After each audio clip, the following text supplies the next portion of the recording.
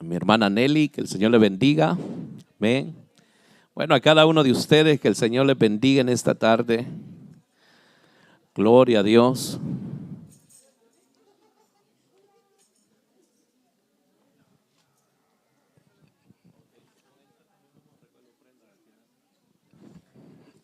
Amén. Gloria a Dios. ¿Puede abrir su Biblia, hermanos? Allá en el libro de Génesis. Libro de Génesis, el primer libro de la Biblia. Si usted abre ahí en el capítulo 4, unos versos muy conocidos. Hermano, esta canción del hermano Jaime Murrell, que ya falleció, ¿verdad? Ya está en la presencia del Señor hace varios años. Pero tiene años esta alabanza, ¿verdad? Pero fíjese que cuando uno le da el entendimiento y lo canta con el corazón, todas estas semanas, cómo me ha estado ministrando esta alabanza, y la pongo una y otra vez y no para uno de llorar. No para uno de llorar. Claro, cuando entendemos, hermano, lo que Dios anda buscando de usted y de mí, ¿verdad? Pero bueno, Génesis 4, verso 3. Dice: y aconteció que al transcurrir el tiempo, Caín trajo al Señor una ofrenda del fruto de la tierra. También Abel, por su parte, trajo de los primogénitos de sus ovejas y de la grosura de los mismos, y el Señor miró con agrado a Abel y a su ofrenda. Pero a Caín y a su ofrenda no miró con agrado. Y Caín se enojó mucho y su semblante se demudó. Padre que estás en gloria, en el nombre de Jesús, Señor, te damos gracias en esta tarde, Dios mío. Y pedimos, Señor, que por medio de tu Espíritu Santo traigas luz, Señor, a nuestro corazón, Señor. Al predicar tu palabra, seas tú hablando y trae, Señor, revelación a nuestras mentes y a nuestros corazones. En el nombre de Jesús, Señor, reprendemos todo poder, todo espíritu, Señor, que viene a perturbar las mentes, Dios mío. En el nombre de Jesús, sean libres las mentes, Señor, de todo poder satánico, de todo espíritu de brujería. En el nombre de Jesús de Nazaret. Amén y amén. Tome su asiento, hermanos.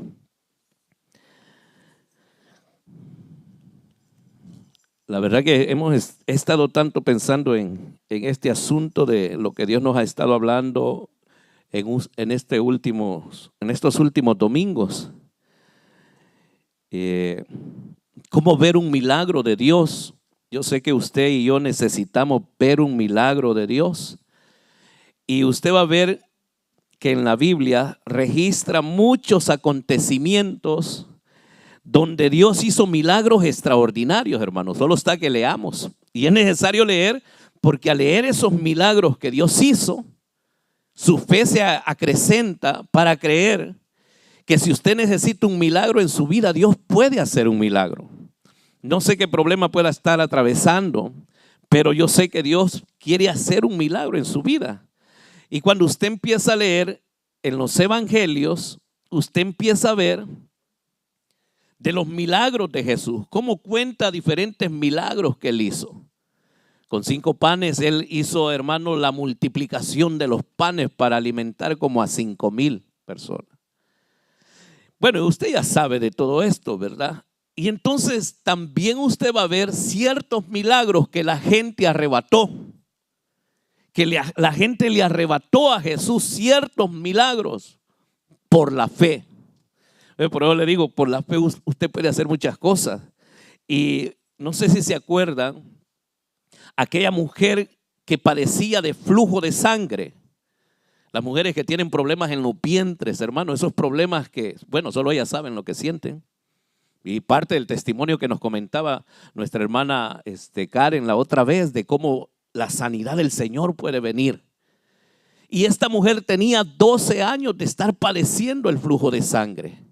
Pero al oír Oiga, al oír hablar de Jesús, ella dijo, si tan solo toco el borde de su manto, seré sana. Y empieza ella a caminar y empieza a accionar y empieza con toda aquella dificultad que tenía. Tocó el borde de sus vestiduras y la mujer fue sana.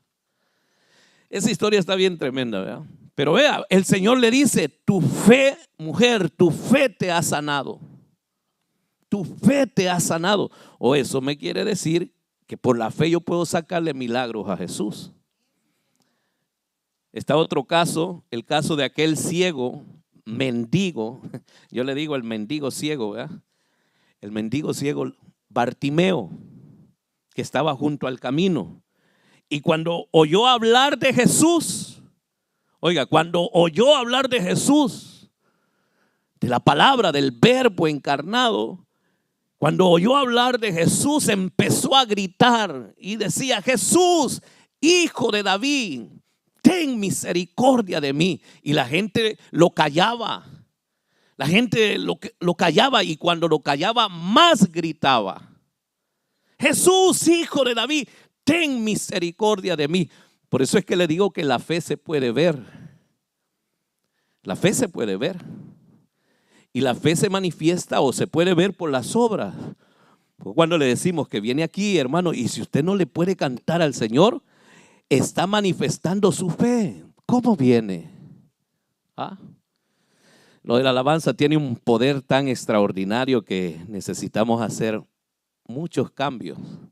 Cuando entienda la iglesia que al presentarnos a Dios no es porque venimos a pedir, venimos a dar, venimos a ofrecer. Y cuando venimos a ofrecer nuestra adoración a Dios, usted va a ver que la gloria de Dios desciende, la presencia de Dios desciende de una manera sobrenatural y hay milagros, hay prodigios.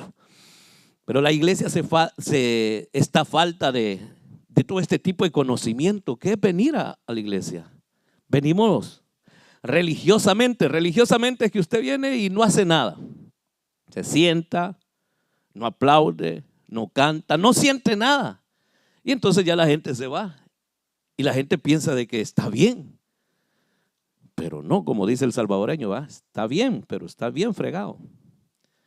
Porque no va a haber nada así, no va a provocar nada.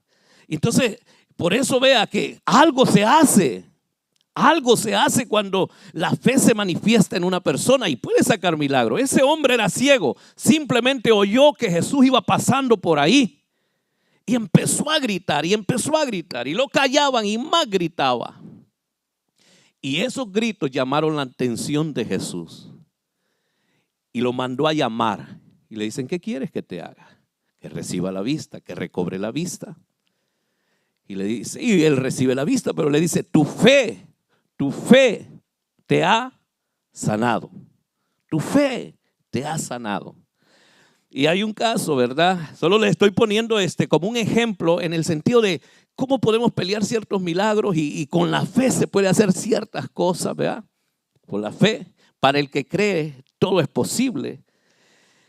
Estoy poniendo como esta introducción, ¿verdad? Para hacerle ver también cómo puede seguir peleando sus batallas. Y está el caso de aquel ciego de nacimiento, el que estaba en el estanque de Betesda, ¿se acuerda? Digo yo, pues se acuerda porque se supone que usted lee la Biblia, ¿verdad?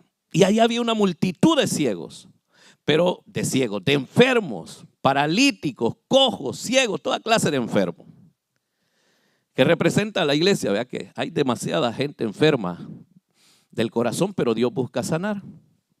Pero este caso particular de este hombre ciego de nacimiento, 38 años, 38 años de estar ciego. O no, paralítico, ¿verdad? Paralítico, era el paralítico. Este paralítico tenía 38 años ahí. ¿Cuántos años tienen en el evangelio con ese problema, hermano? Que no lo deja caminar bien en el evangelio. Y mire, aquel hombre recibe sanidad y el asunto es que cuando recibe sanidad, Jesús se lo encuentra en el templo. Jesús se lo encuentra en el templo.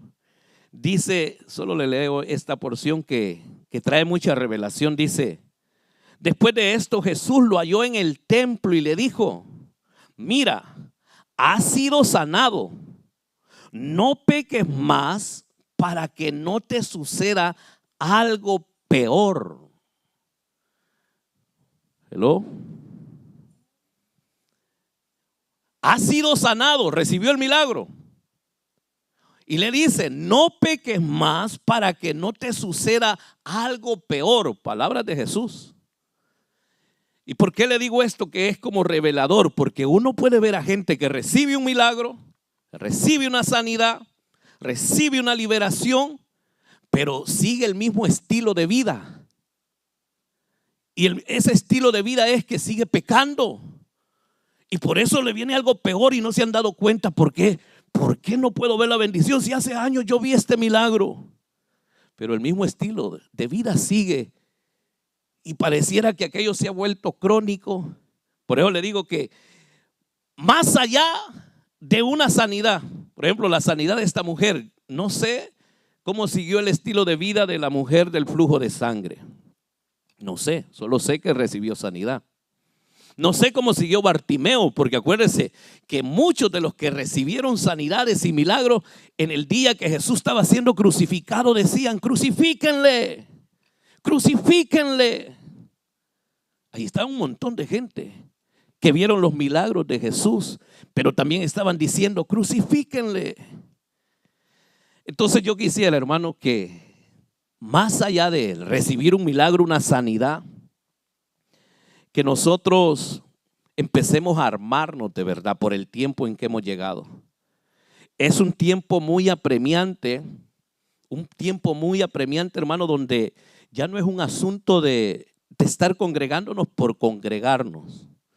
Como le he dicho y sigo diciendo, de que el sistema de culto dentro de la iglesia es como un sistema de culto de algo rutinario, religioso, monótono, aprendido.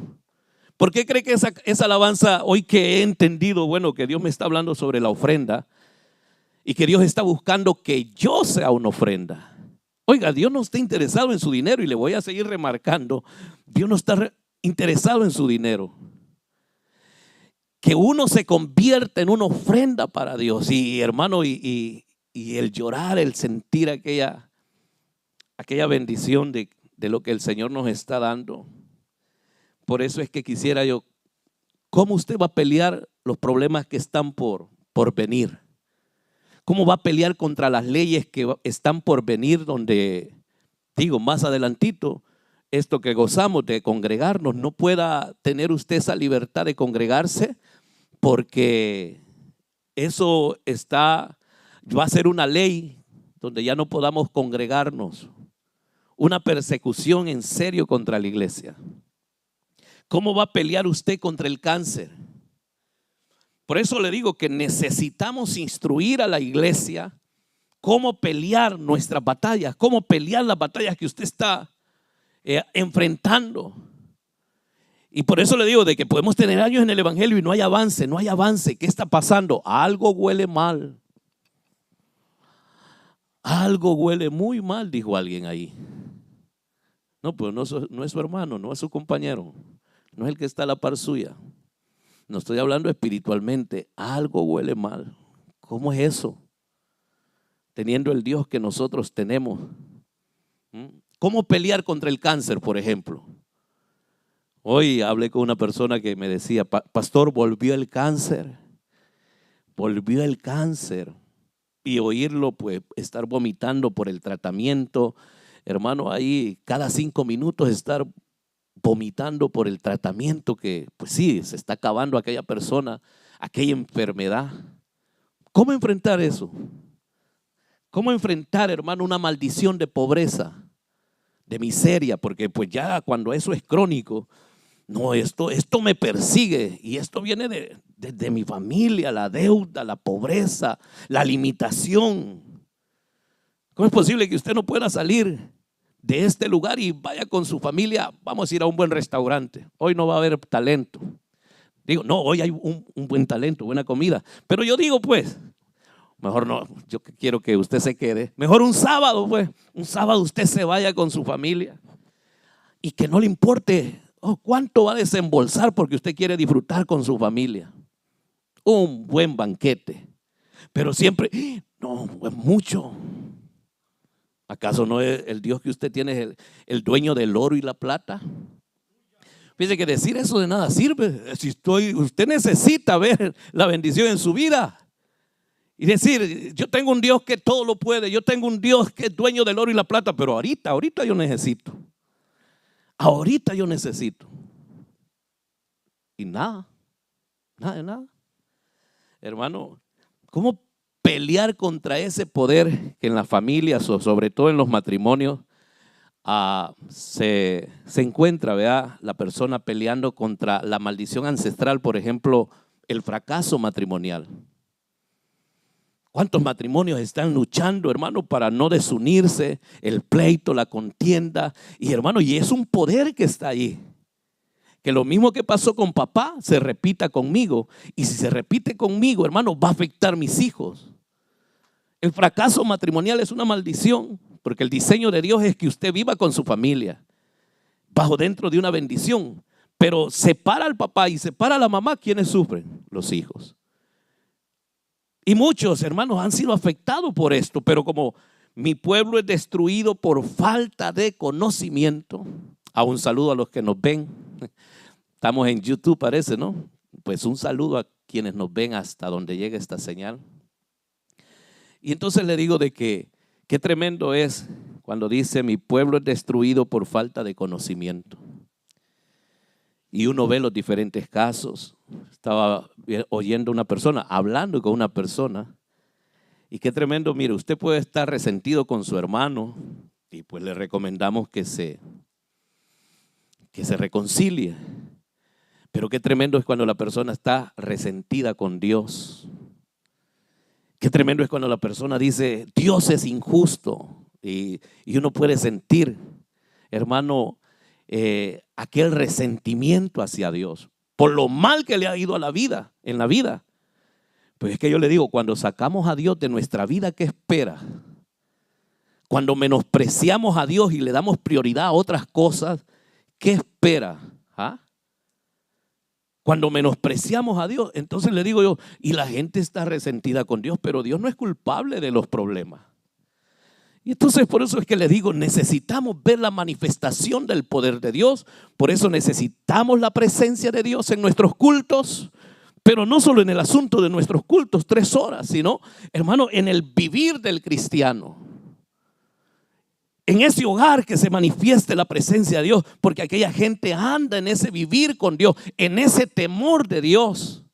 En su casa o en el trabajo está haciendo luz. Ya, dice, esa gente es diferente. O en la escuela o en la universidad, donde quiera que se encuentre, está, hermano, alguien está dando testimonio de su caminar. Y la presencia por eso anda ahí. Y claro, cuando nos reunimos aquí como iglesia, hermano, pasa lo que la gente espera ver, la manifestación del poder de Dios. Una liberación, un milagro, una sanidad. Hermano, cosas extraordinarias empiezan a suceder. Entonces por eso necesitamos atraer la presencia de Dios. ¿Qué hacer para que ser oído por Dios?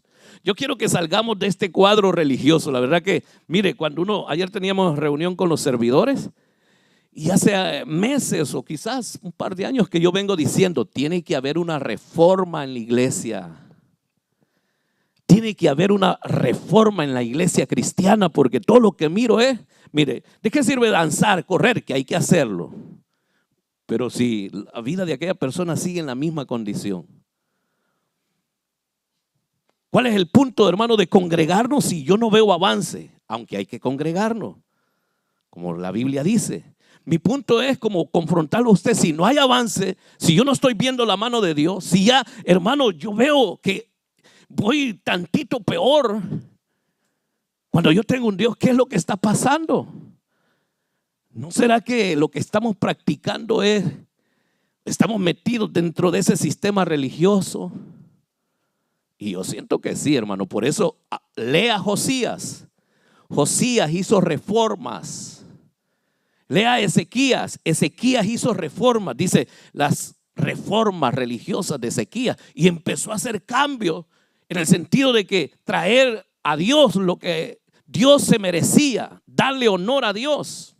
Bueno, cuando usted empieza a ver eso en la Biblia, claro, por eso en ese tiempo el pueblo de Dios estaba paliado, estaba en pobreza, en miseria, porque abandonaban a Dios y Dios levantaba a estos reyes. Así es que, preparándolo este asunto, hermano, ¿cómo pelear contra esto? De lo que cada quien tiene algún problema, ya sea con sus hijos, ya sea financieros o con una enfermedad. Por ejemplo, esta persona que me hablaba, volvió el cáncer. Pero nosotros estamos bien aquí, gracias a Dios. Pero que esa persona que está ahí, y yo sé que aunque sea cristiano, no ha sido instruido porque es de otra iglesia. Y lo conocimos, ¿verdad? O lo conocemos, pero el punto es enseñarle a la gente a pelear sus batallas. Lo financiero, mire, aunque fue hace varios años este milagro de hermano Clodovaldo, pero lo tenemos que grabar para darle honor al Señor. Oiga, literalmente él recibió una cantidad de dinero. Dios le puso esa cantidad de dinero allí. Bueno, él tiene que decir ese testimonio. Después de un culto, después de que la unción se estaba moviendo y él creyó aquello y aquella deuda pues era grande. Oiga, y Dios le puso los paquetitos de billete ahí. En una caja de basura. En una caja de basura. Oiga. Ay, Dios mío, las cosas que Dios ha hecho. Por eso damos testimonio de que Dios está con nosotros, pero hasta ahorita no hemos visto nada. Hasta ahorita no hemos visto nada para lo que Dios quiere hacer. Y bueno, a lo que quiero llegar, hermano, con todo esto, llamar su atención por si usted está en la necesidad de ver un milagro de Dios. La intervención de Dios en su vida. Hay mucho que hacer. Hay un propósito en su vida, hermano, hermana. Dios tiene un propósito. No crea que está aquí por casualidad. Dios tiene un propósito con usted. Dios está interesado en usted. Dios está interesado en usted. Y que entienda por qué le ha ido mal. Por eso la palabra es como luz que nos enseña por qué me ha ido mal o por qué me está yendo mal. Pero no puedo seguir así. Mi casa, mi vida, mi familia no puede seguir así bajo este rumbo. Tengo que hacer cambio. Tiene que haber una reforma en mi vida, un cambio. Entonces por eso les digo de que cuando estábamos viendo estos domingos atrás acerca de Jacob, vea cómo luchó contra ese espíritu de muerte que le quería cortar la cabeza usando al hermano de él, a Esaú. ¿Se acuerdan? ¿Se acuerdan? Mire, y quizás estoy dele y dele porque así como cuando mi pastor está con aquel tema y sigue con aquel tema y sigue con aquel tema, es porque Dios quiere dejar esa enseñanza en nuestro corazón, bien clavada. Dice que las palabras, dice, del predicador son como clavos bien fincados. Oiga lo que dice. Las palabras del predicador son como clavos bien fincados. Y que quede la palabra del Señor bien fincada en el corazón para que provoque algo en su vida. Eso es lo que hizo Jacob, ¿verdad? De presentarle, de mandar a sus siervos, porque tenía un pleito con su hermano, y el hermano lo iba a matar. Oiga, pues no era cosa sencilla.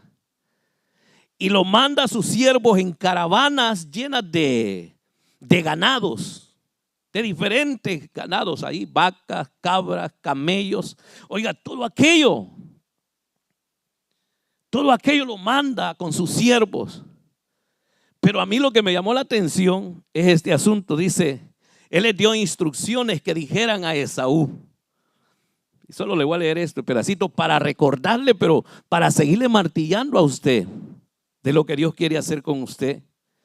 Dice allá en Génesis, y diréis, he aquí tu siervo Jacob también viene detrás de nosotros, pues dijo, lo apaciguaré con el presente que va delante de mí y después veré su rostro. Quizás me acepte.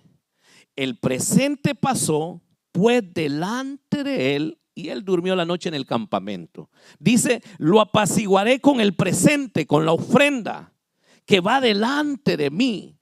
Esa ofrenda, ese presente iba delante de Jacob. Dice, el presente pasó pues delante de él. Antes, él se quedó acá y él mandó la ofrenda. Por eso que tremendo cuando entendemos qué es la ofrenda.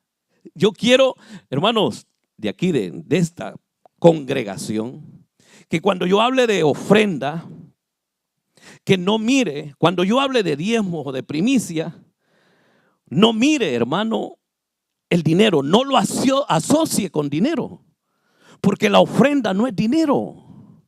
Yo quisiera que entendiera eso, la ofrenda no es dinero. Y ahí es donde estamos mal quizás. Y le digo, necesitamos enseñar.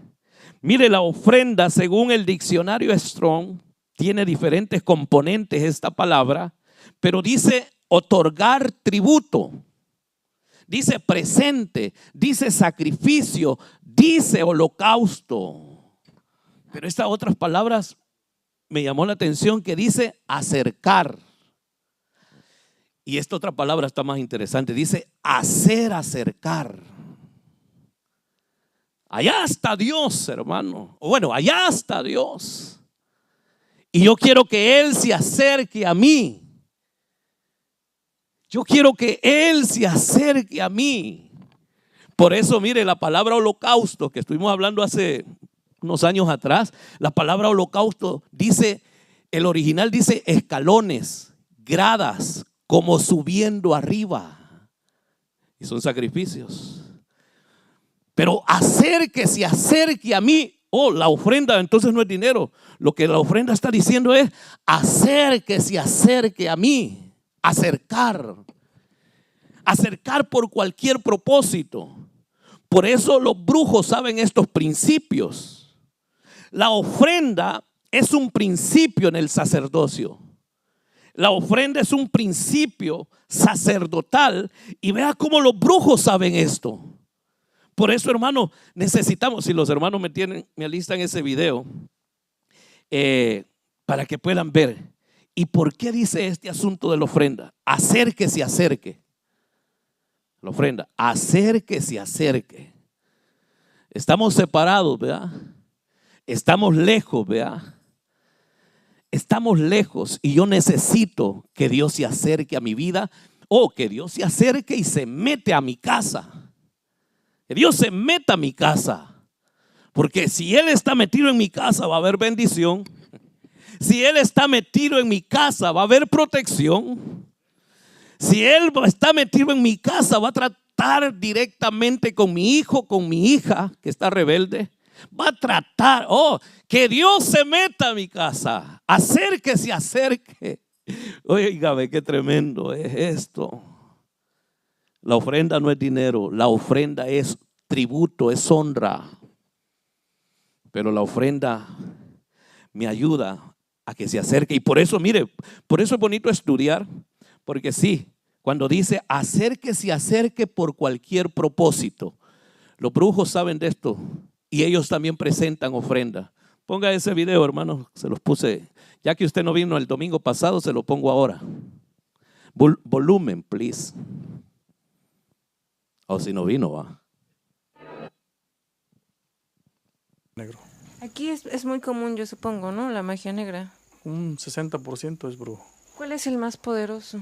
En la realidad todos son iguales. Por ejemplo, si a alguien le llegaran a hacer brujería negra, ¿hay manera de que no le llegue? Y puede ser que una persona a lo mejor que es muy amable y digamos que no se merezca algo así y no le pase nada. Cuando los trabajos se hacen, no importa cómo sea. Si usted viene ahorita y me dice, te pago tanto para que me mate a una persona, yo lo hago. Por dinero lo hacemos. Oiga, para que lo ¿Cuánto mate. es lo que cobraría usted por algo así? Por matar a personas se cobra de 150 a 200. Se te hace el trabajo del sapo. ¿Cómo es el trabajo del sapo? El trabajo del Se le cosa sapo, los ojos oiga. y la boca. Y eso demora 3 meses. El hombre muere seco como un cartón y Justamente hace rato una persona nos comentaba que una persona que también era brujo, que estaba muy fuerte, muy grandote, que de pronto así dijo, es que se secó, o sea, Sí. acabó. Son trabajos lo más rápido. Eso o el entierro. Enterrarlo cuando una persona muere, pues se le mete la foto de la persona que quiere que se muera y rápido se muere también. Hay una preparación para eso, porque supongo que ahorita alguien va a decir, ahorita que nos viene a decir, pues padrísimo, yo entierro mi foto, y pues no. No es nada más de decir, yo me encargo lo más rápido, no. Le queda el diezmo al diablo, diezmo a cualquier cosa, veladoras, Pare. animales, no sé.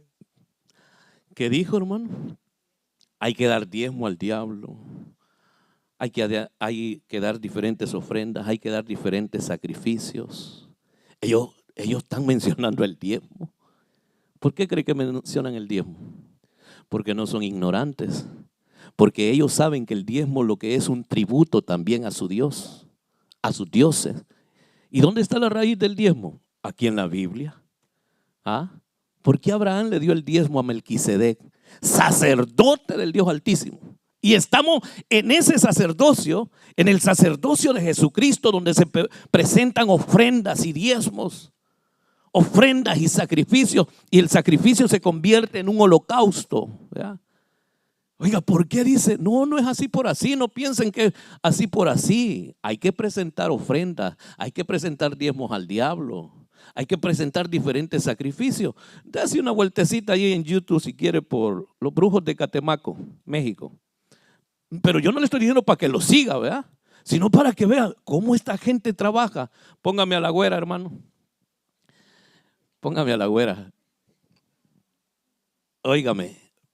Pero mi punto es que usted entienda, ¿ok? Wow, ellos mueven un sacerdocio. La mujer invoca el Dele espíritu volumen. de la Santa Muerte, que dice se posesiona de su cuerpo para tener contacto con el mundo real. Necesitaba un rostro, ya lo tiene. Necesitaba un cuerpo, pues ya lo tiene. Desde hace años, Norma Garza la Güera dice que una vez que el espíritu toma el control de ella, tiene poderes para sanar a las personas, pero también para luchar contra lo que llama espíritus del lado más oscuro. La gente lo va a odiar, lo va a odiar. Y pues yo me la quedo viendo como... Mira, sacerdotisa de la Santa Muerte, dice ahí.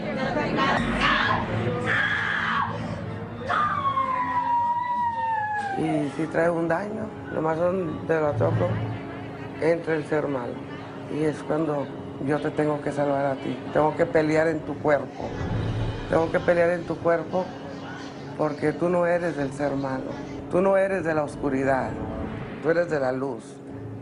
Y ella es la luz. Y para muestra este testimonio en video donde asegura luchar contra el alma de un ser diabólico que se posesionó de esta mujer que acudió a pedirle ayuda. Lo tengo que sacar del cuerpo para que no te siga lastimando y para que no te siga lastimando tu cuerpo y no te meta ideas que no son. ¿Por qué? ¿Quién te le dio? ¿Cuánto te pagó, Poncho? ¿Cuánto te pagó? Pura pleito de Todo ocurre brujos. en un rústico templo ubicado en Santa María la Floreña, un pueblo de la zona rural de Nuevo León, al norte de México. Aquí acuden 2 veces por semana miles de creyentes que vienen desde rancherías cercanas o de lugares tan distantes como Houston, Chicago, Los Ángeles y hasta países de Sudamérica. Párelo La ya. Garza de... Oiga, mire qué tremendo, esos son sacerdocios. Ese es un sacerdocio. Y yo quiero llamarle la atención, son noticias de, creo que el Rojo Vivo. Ese es nuestro sacerdocio, mire, el sacerdocio de Jesucristo. El sacerdocio de Jesucristo. Me gusta esa foto. Ese era el sacerdote que Dios usaba en los tiempos, en el sacerdocio arónico. Ve ese pectoral que tenía, esa vestidura. Por eso el sacerdocio está ligado con un altar y está ligado con los sacrificios. El sacerdote tiene que saber que tiene que presentar sacrificios a Dios, ofrendas a Dios. Por eso tiene que haber un altar. Ahora ya no estamos en la ley de levantar un altar literal de piedra. Hoy sabe cuál es su altar, ¿verdad? ¿Cuál es su altar? El corazón. ¿Cómo está ese altar? ¿Cómo está ese corazón? Y ese es el problema de que la ofrenda podemos cantar de lo más bonito y bien alto si quiere, a alta voz, porque a mí me gusta que cantemos así a alta voz. Pero si el corazón, ese altar tiene cáncer, tiene amargura, si ese corazón está emproblemado de odio, está emproblemado de pecado en el área sexual, eso no sirve. Y por eso hay muchas ofrendas retenidas. ¿Por qué no podemos ver el poder de Dios? Por eso, hermano, ¿cuánto necesitamos nosotros hacer cambios?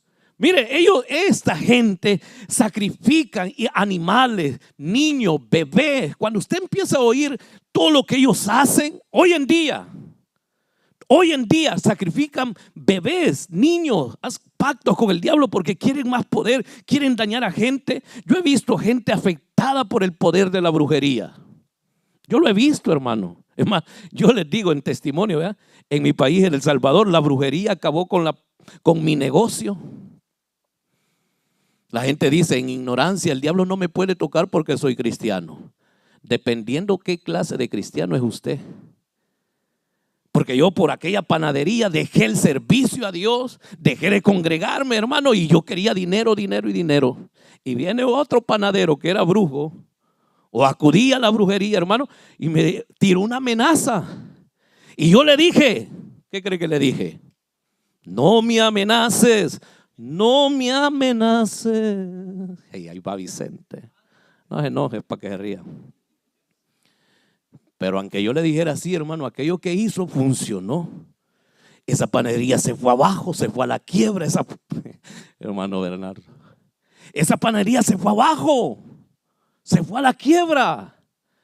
Y ahí es donde le digo, no vale decir, me cubro en la sangre de Cristo. No vale. Y al diablo le da risa. Al diablo le da risa. Fíjese que nosotros le hacemos reír al diablo porque nos dice, yo tengo gozo. Y el diablo sabe que no tenemos gozo porque en la casa andamos bien amargados. Yo tengo gozo en mi alma, gozo en mi alma, gozo en mi alma y en mi ser.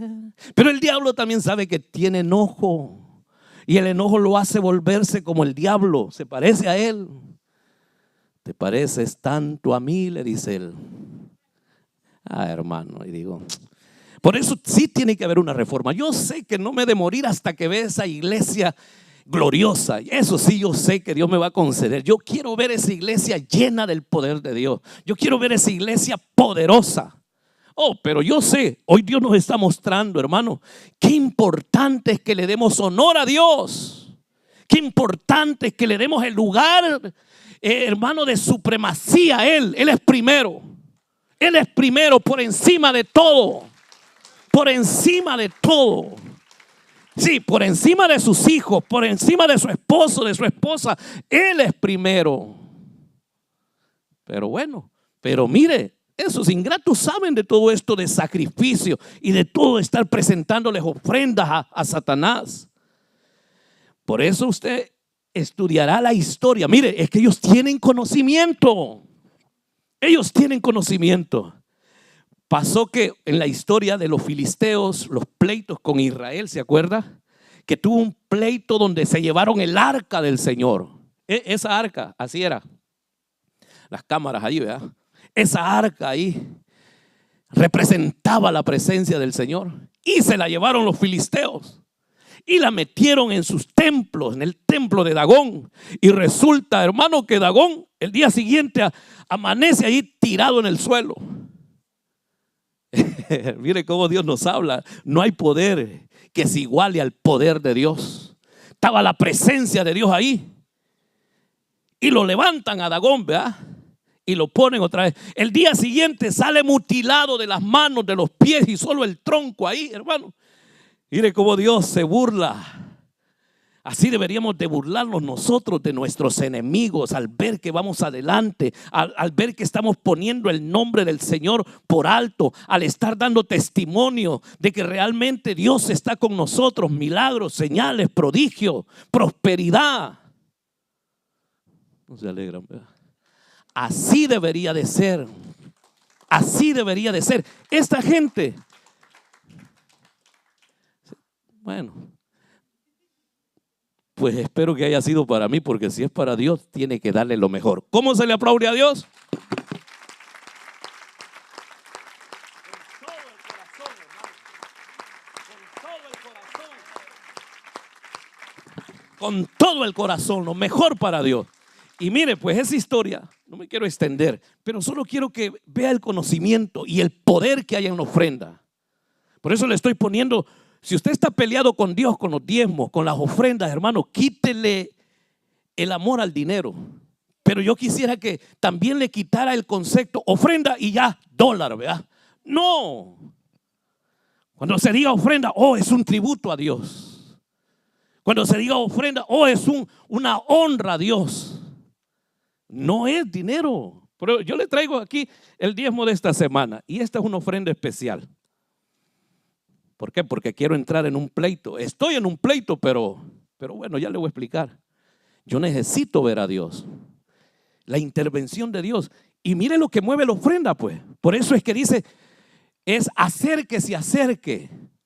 La ofrenda es hacer que Él se acerque a mí. Dice ahí, en esta historia que le estoy contando, hermano, Dios empezó a poner enfermedades, tumores en las diferentes ciudades de los filisteos. ¿Se acuerdan? ¿Han leído? Ay, y qué tremendo, qué emocionante, ¿verdad? Y estaban todos enfermos. Pues mire, allá en Primera de Samuel, capítulo 5, Primera de Samuel, búsquelo ahí. Necesito que usted lea. Dice capítulo 5, verso 11. Enviaron pues y reunieron a todos los príncipes de los filisteos y dijeron: sacar de aquí el arca de Dios de Israel y que vuelva a su sitio para que no nos mate a nosotros y a nuestro pueblo, porque había un pánico mortal por toda la ciudad. Oiga, había un pánico mortal. La mano de Dios se hizo muy pesada allí y los hombres que no murieron fueron heridos con tumores. Y el clamor de la ciudad subió hasta el cielo. Ver, capítulo 6. Dice: el arca del Señor estuvo en la tierra de los filisteos 7 meses. Entonces los filisteos llamaron a los sacerdotes y a los adivinos. Oiga, ¿a quiénes llamaron? A los sacerdotes y a los adivinos, diciendo: ¿qué haremos con el arca del Señor? Decidnos. ¿Cómo hemos de enviar a su lugar?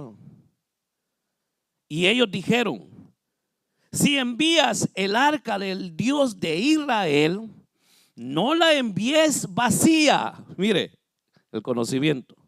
Sino que ciertamente devolveréis a él una ofrenda por la culpa. Entonces seréis sanados. Y conoceréis por qué su mano no se ha apartado de vosotros. Y los filisteos preguntaron: ¿cuál será la ofrenda por la culpa que hemos de devolver?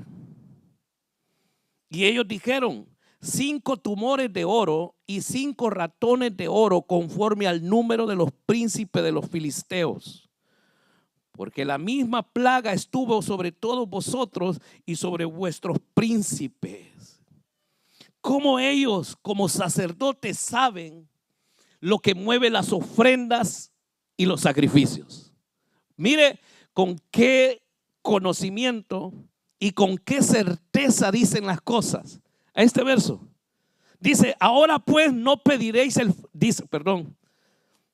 devolveréis a él una ofrenda por la culpa, entonces seréis sanados. Sigan la instrucción, les está diciendo, como sacerdote. Y son sacerdotes no del Dios Altísimo, pero como ellos servían a otros dioses, y les dice: mándenla, pero no con las manos vacías, mándenla con esta ofrenda por la culpa. Pero dice: entonces seréis sanados. Entonces seréis sanados. ¿Cómo quiere ver la mano de Dios usted, hermano? Y aquí no es un asunto de cambalache, ¿verdad? Que te doy y tú me das. No, porque hay muchas ofrendas retenidas. Por eso es que mire, en el tiempo de Malaquías, eso tiene mucho que ver. Mire el poder de la ofrenda para una sanidad.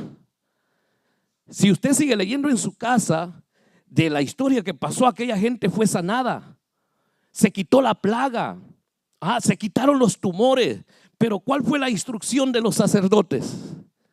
¿Cuál fue la instrucción de los adivinos? Porque ellos saben cómo se mueve el mundo espiritual.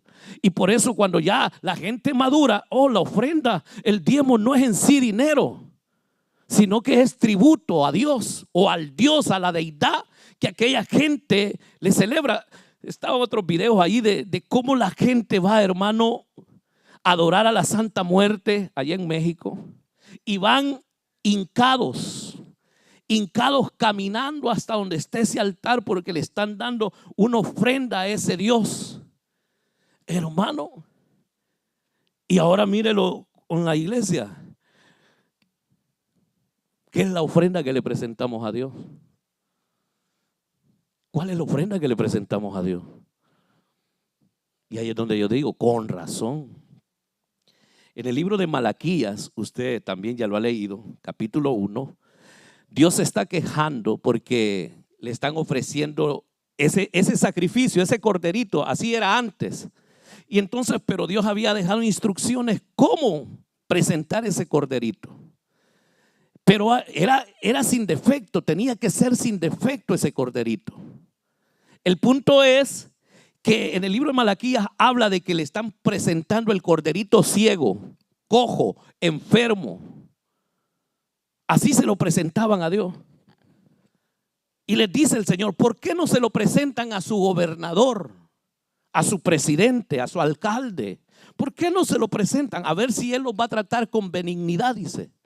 Y entonces en el verso 9, mire lo que dice Malaquías, yo se lo leo. Ahora pues, ¿no pediréis el favor de Dios para que se agrade de vosotros con tal ofrenda de vuestra parte?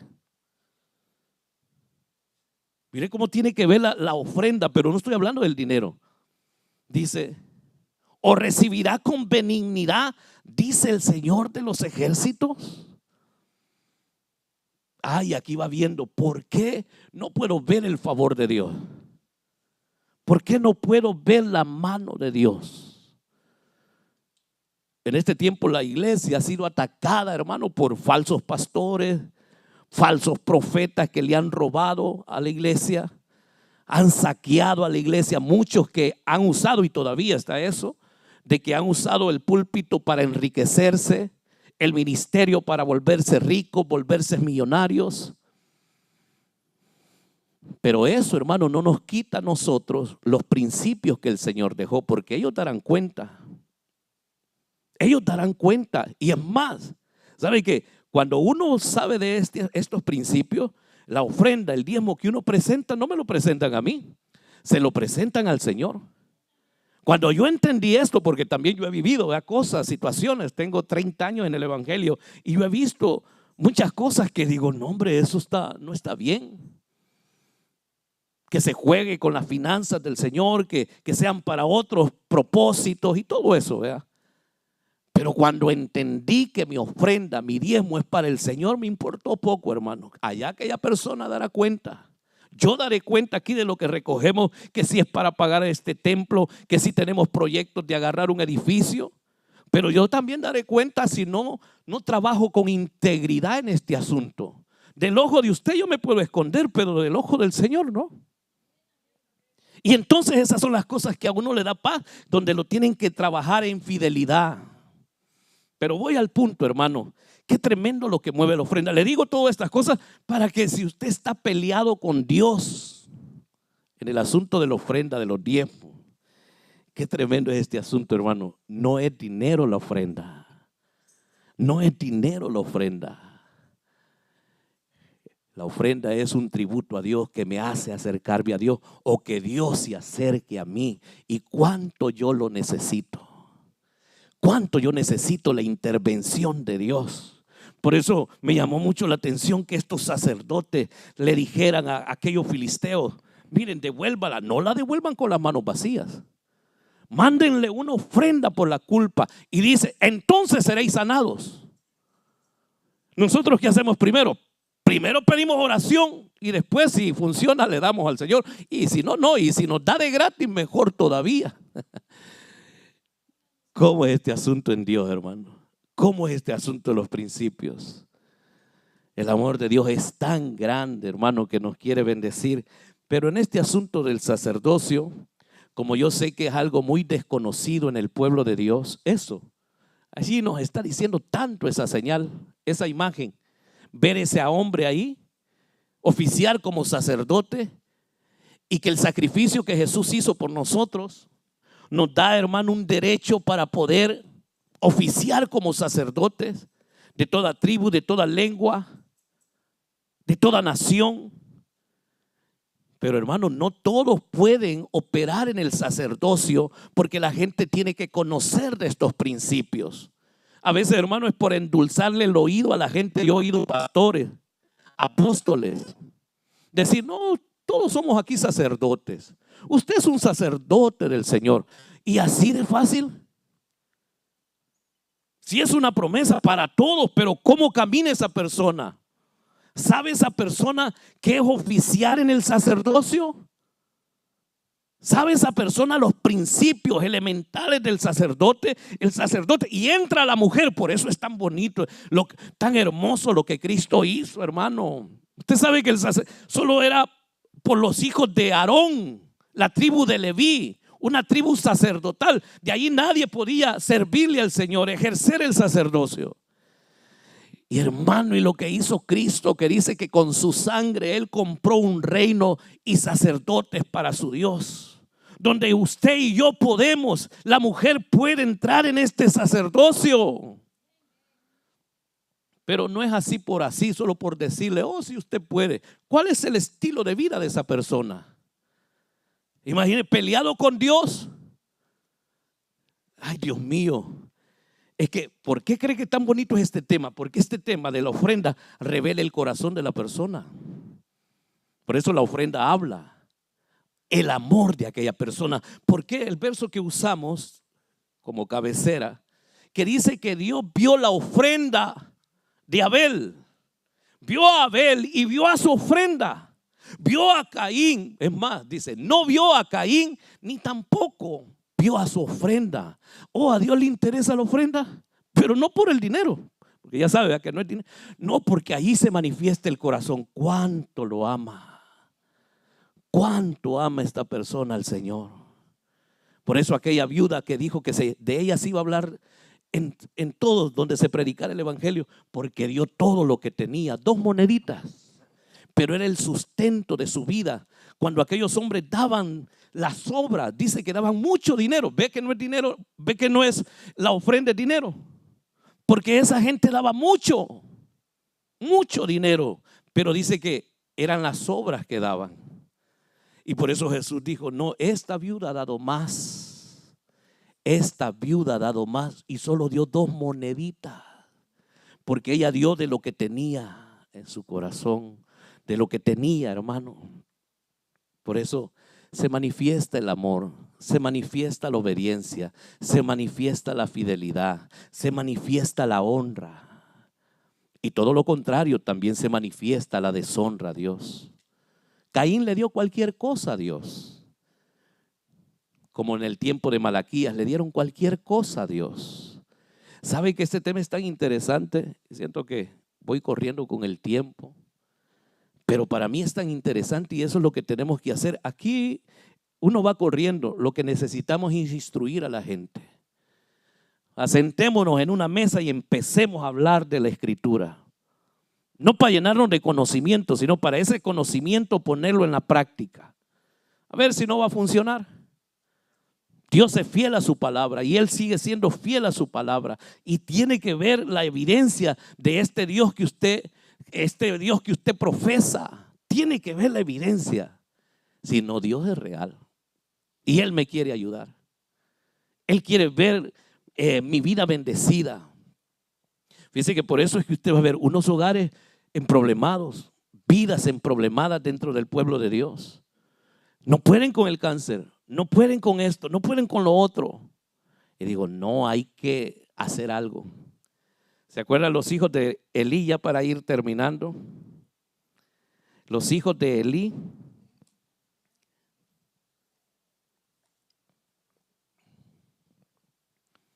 Los hijos de Elí, allá en Primera de Samuel, usted lo va a ver.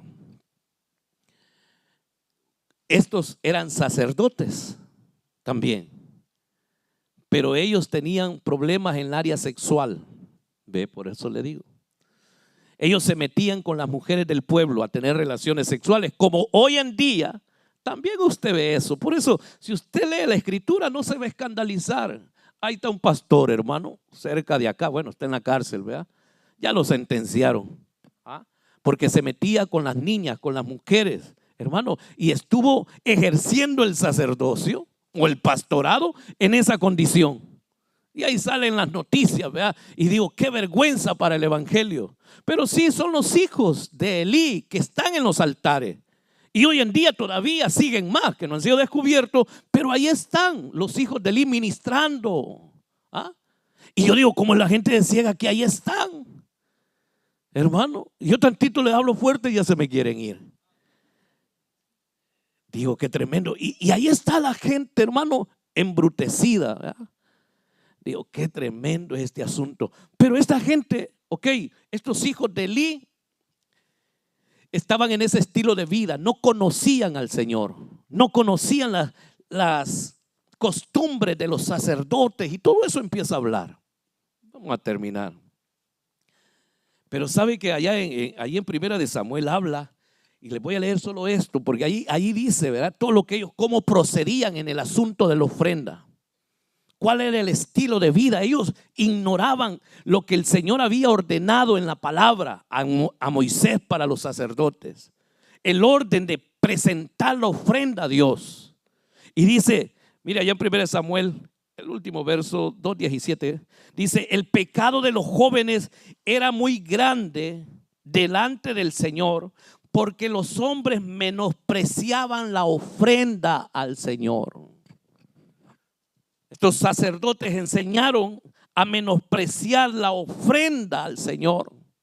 Y eso trajo maldición a la vida, hermano, de la casa de Elí y a su descendencia. Mire qué tremendo es. Este asunto no es así por así. El menosprecio a Dios se mira en la ofrenda. Hermano, cantémosle al Señor y nadie quiere cantarle. Adoremos al Señor y nadie quiere adorarle. Pero yo digo, ¿cómo le hacían la fiesta?